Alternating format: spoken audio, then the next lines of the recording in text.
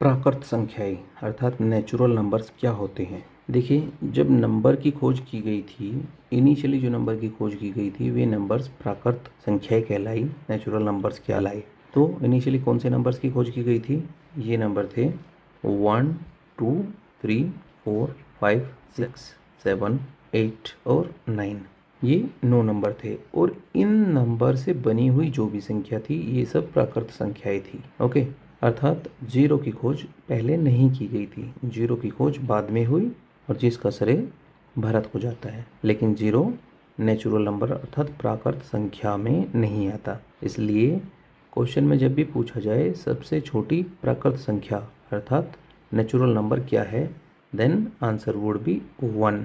सबसे छोटी प्राकृत संख्या 1 है, जीरो नहीं है। और यदि पूछा जाए कि सबसे बड़ी प्राकृत संख्या क्या है, तो ये निश्चित नहीं की जा सकती। ठीक है, सबसे बड़ी प्राकृत संख्या कुछ भी हो सकती है, ये बनते ही जा सकती है, इसलिए इस संख्या को निश्चित नहीं किया जा सकता। अब ऊपर लिखी हुई प्राकृत संख्याओं को देखकर हम ये भी बोल सकते हैं कि प्राकृत संख्याएं हमेशा धनात्मक होती हैं, पॉजिटिव होती हैं, नेगेटिव नहीं होती, ऋणात्मक नहीं होती। और ऊपर दी गई संख्याओं को देखकर हमें ये भी पता चलता है कि प्राकृत संख्याएं पूर्ण संख्याएं होती। ठीक है, ये जैसे संख्या दी गई है 1.5, 1.9, 2.7 एटसेट्रा, तो ये सब प्राकृत संख्या की श्रेणी में नहीं आती हैं। प्राकृत संख्याएं सिर्फ वे संख्या हैं जो कि पूर्ण हैं। ठीक है, तो ये कुछ पॉइंट आपको याद करने की ज़रूरत है। कई बार कॉम्पिटिटिव एग्ज़ाम्स में एग्जामिनर इन क्वेश्चन को सीधे सीधे पूछ लेता है कि सबसे छोटी प्राकृत संख्या बताइए, देन आंसर वुड बी 1।